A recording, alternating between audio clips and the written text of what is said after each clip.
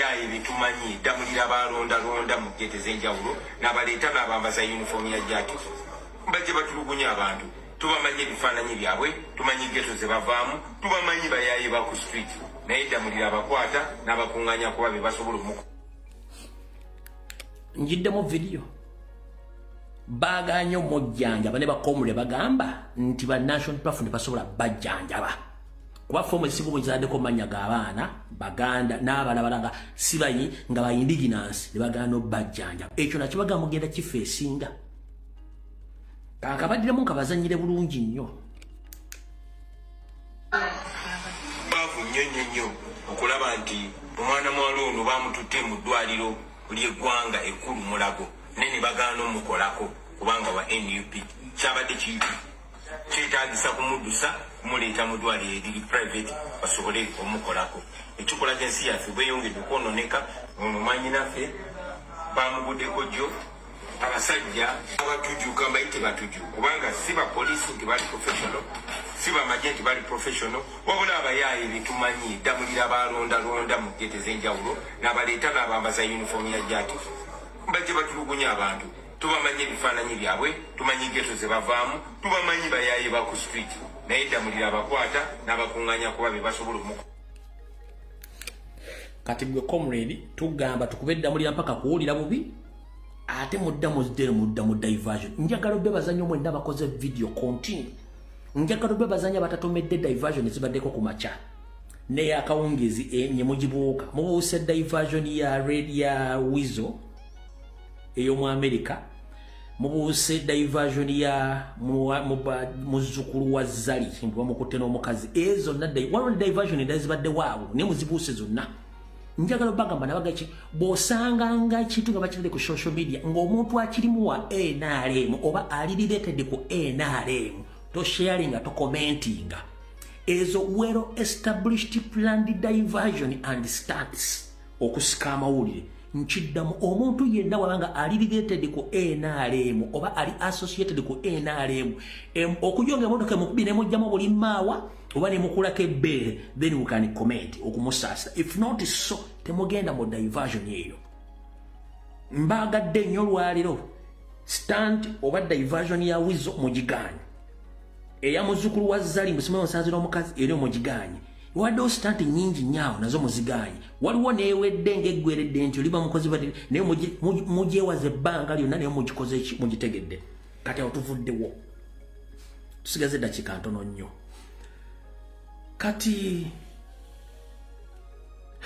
abaagala amasimu bangi kuba mugenda kukalakata ddamulira naye ne information embana nnyingi olunaku lwajjo nayisyazano comrade strike machine n'ayogera information yonna bwe yabadde wabula kyannaku nnyo era kyanswalwa baganda baffe abakalamojja abamaze okwokebwa amayumba mwana mpulira ennaku bannayuganda abamaze okwokebwa ennyumba zaabwe ne batwala amataka gaabwe bwe mutandika okulaba abamasiikini abali embaale abali eggulu abazze e Kampala bonna bantu bavudde mu bitundu bye gye bayokyeza amayumba ne batwala ebintu tebasigaza kityo basazeewo basibye engugu okuva mu byalo bye byonna byonna badduseeyo kuba tebakyalina balega ekaluba amataka bagatutte bagenze mapaka bafunidde ezibaasi zibatwala ggulu mbaali na mu Kampala okutandika okukola okusabiriza beyo baganda baffe naye Anita Among speaker wa parliament asobola kwogera ku kigambo kino mukulu atasobola kwogera ku kigambo kino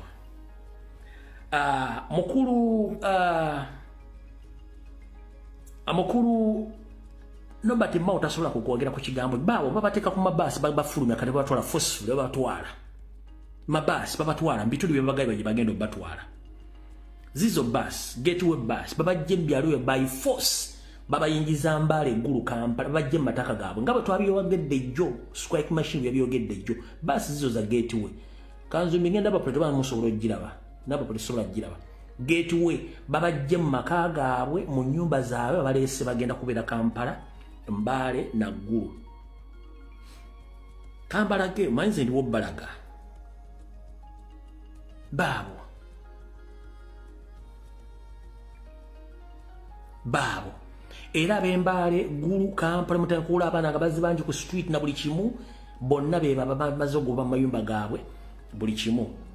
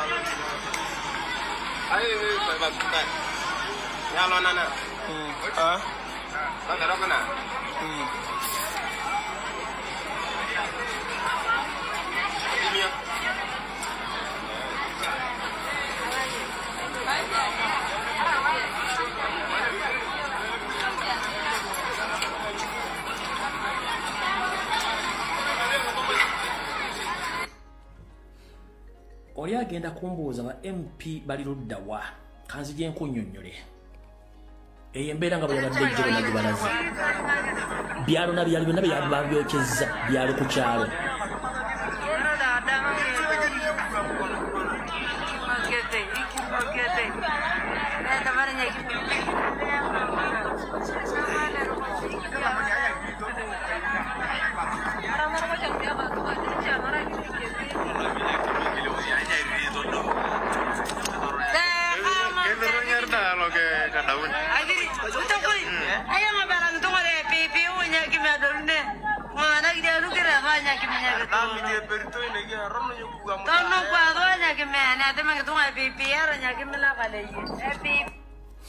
So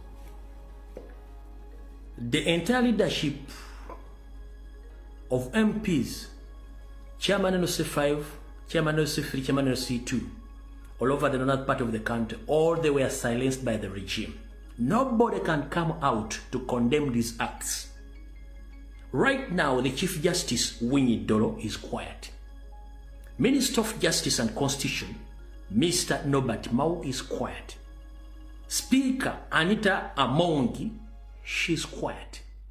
All MPs from northern Uganda, all are quiet because there is order from above not to comment or to talk about all the atrocities which have been committed against the humanity of fellow Ugandans who reside in the northern part of Uganda. Previously, I informed you that the biggest number of all youth from northern part of the country, they ran out from those areas until they end up in South Sudan, others in Congo, others in Central African Republic. But not even a single radio station, either in Kampala, in northern part of the country, who can come out and talk about this. Because Salim Saleh is under control and Museveni. Fun enough, let me give you the information, more information about this.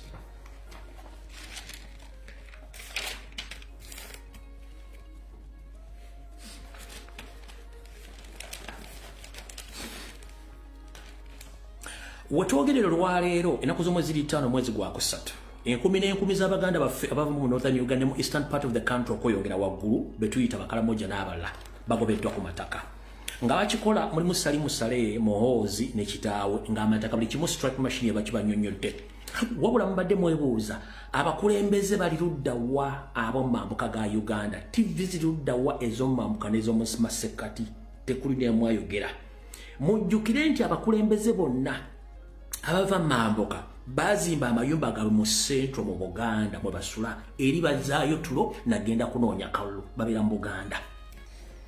Ekikwasa ensonyi kiri bwe kiti nti Museveni yaddidde ne Salimu Saleh ne batandika okunoonya buli member parliament yenna abadde ku ludda olumuvuganya oba owa opposition ne bamukwata bamukutte nti arrest bamukutte ne bamusendasenda by force. Buli member parliament yenna abadde ku opposition bamuwadde 2 billion Ugandan shillings babawadde obuwumbi bibiri buli omu n'asirika era ne bava mu bibiina by'ebyobufuzi ne badda mu NRM, National Base Movement. No bagamba whatever is taking place in northern Uganda, please don't say anything. Let me repeat this statement in English.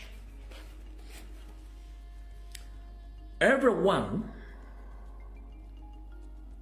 has been questioning the silence among the leaders, more especially from LOC1, LOC2, LOC3, LOC5, and the area MPs who comes from the northern part of Uganda. Many people have been questioning that why are they silent? This is the reason as why they are silent.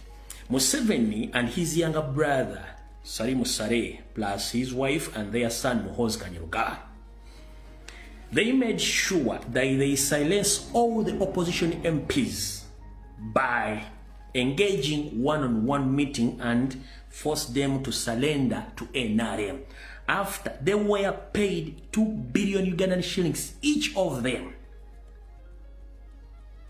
to cross from opposition to NRM, with an agreement that they shouldn't come out to condemn or to talk about any kind of ongoing ethnic cleansing and land grabbing in northern part of Uganda.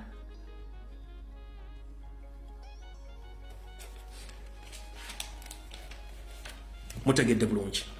Abala basigaddewo bonna Sali Musare ne Museveni bafubye okulaba nga batwala abaana baabwe bowala ne babawa abantu bonna abadde balimu empeke emera ng'ekigendwa kyabwe kyakumanya abasajja bano baterekawa ebyapa byabwe mu kibugagga kibalina ne bamala babegera bategeera. So I'm here to inform the public that the remaining leaders in the northern part of Uganda, they were tricked by Museveni and Salim Sare, as they have been doing in Uganda, by seducing them or telling them to marry the Rwandese ladies. Which ladies, they are there on the mission of knowing each and every information about the community and about the properties and all original judgments, mostly the land titles concerned about the land in northern Uganda. So they follow in Museveni's track of marrying Rwandese women who are right now working on side of Museveni and other security organs to spy and get information so that they can take over the land. So nga koliko bade bakola mu Buganda bakabakoze bulungi nnyo ne katwala abakazi bonna bali bawasizza baba babwerere ekyo nakyo ne bakimala. Kati ekyasinze okumala ekube mu kibya, Museveni yamanya nti abasajja bana banozana babeerako mu lutalo era badde mu gavumenti n'abateekamu olutalo lwa Koni n'abateekamu olutalo lwa Alisira Kwena, ezo ne ziggwa. Bwe yamala nga mbadde mu kitegeri n'abagambye bwe twayogedde jo ne comrade strike machine n'abagamba nti ebikolobero byonna ebikolebwa amagye ga UPDF n'abasajja baali bakoni bonna ebikolobwa bakola bikola babogera mu Luganda. Olw'ensonga Museveni ayagala creating a hatred over tribal clashes between the northerners and the people from the central, that is Baganda. So whatever atrocities which have been committed by CONI and even UPDF and the other security agencies in the northern part of Uganda, those people, they were committing those crimes speaking Luganda. That is the language which is spoken by the Baganda in Uganda.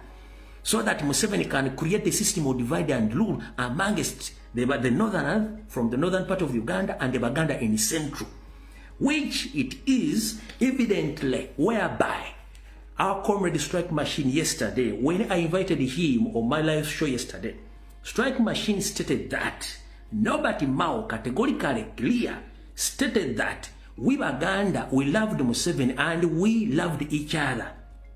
That Museveni forget the northerners who were suffering during the Conies War and other guerrilla wars when Museveni was in love with Baganda. So now Museveni dumped the Baganda and tied them on rope and pulled them on Tamaka Road. Now the northerner, it's time for them to enjoy life.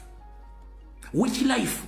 That gentleman doesn't know the mission of Museveni. That after finishing all the northerners, nobody Mao and your group, you are going to be the last people to suffer. Because Museveni doesn't leave evidence behind. Omusajja yagambye nti Mao agamba abantu b'omu northern nti aba batta Baganda era babako Baganda. Naye ekiseera b'omu northern bafune ku mubisi n'omukwano eri Museveni kubanga Abaganda babadde mu mukwano ne Museveni era nga Museveni yerabira abasajja b'omu northern Uganda nga balina entalo buli kimu nga Abaganda tebafaayo. Kati Museveni yakyaya Abaganda yabasibye ku muguwa n'abasiba ku motoka abakula mu nguudo kati bagenda bavaako ensusu abataddemu entalo ne bo mwambuka beeyagala kati ye kyagenda atunda eri ebyo bagiyita blackmail era bagiyita divide and rule ebyo muno Batimawo yabyogera. Kati ekizibu ekiriwo Museveni yamanya nti the Lion of Mogadishu, that is late Lokech, the late Speaker Jacob Olanya, they had a mission of overthrowing Museveni's government previously. And even the Chief Justice knew about this mission and others. Museveni decided to use his son under the influence of CMY and ESO. They made sure that they imposed on Lokech and Oranya and the other big political figures in northern Uganda, to the extent that it's only Chief Justice Winnie Doro who's remaining. Last year, Winnie Doro was about to resign from that office, and he wrote his resignation letter, and he handed that letter to Museveni. But Museveni called Winnie Doro at the State House and told him that, please, if you want to follow your fellow comrades, the likes of Lokech, the likes of Jacob Olanya and the others, just come public and say that you've resigned. You will see who is the head of Museveni. Just sit in your office, eat your money with your family. If you mess out and you come out to say public that you've resigned from that office, that you are against my will, you will see who's the Museveni. That's why Winnie Doro from there and then abandoned his fellow northerners, is working with the NL, but by force, not by his will, by force, because he feared that he's going to be killed very soon or later. But Mr. Chief Justice Winnie Doro, even though right now you're working with Museveni, or Museveni loves you, he doesn't love you, the end of the day, Museveni knows the mission, and Museveni knows what he's doing in northern Uganda, and he knows that you know who killed Jacob Olanya, who killed Lokech and the other political figures in northern Uganda. So he knows that you will not survive. He will finish you. And he informed Batimawo as well that right now he's jubilating, enjoying money, moving around the world with a red passport. He will end up like Jacob Olanya. That is my statement. It's Milumbuye. Not anybody else. It's Milumbuye. So, mpaka badinjana bategeze n'abasajja n'abakazi bafuna obubaka obutegere mu northern Uganda, message eberenge loud and clear za mu kitegedde bulungi nnyo, kubanga teri agenda kwongerera bakyali bano kyo kibagamba, teri agenda boogerera ekyo kyo kimaliriza munansonyiwa obudde bwo bugeze mu dakika 15. Kati nga bulijjo ngenda kuzanya akatambi kalwe malo kazanya kaddakiika 8. Abaana banyabe bakatambuza bulungi kekagenda okubanga ekigula lugi tugende ku masimu munansonyiwa akatambi kano njagala mukawulize nga bage mukagendereze nnyo then tutamba simu tugenda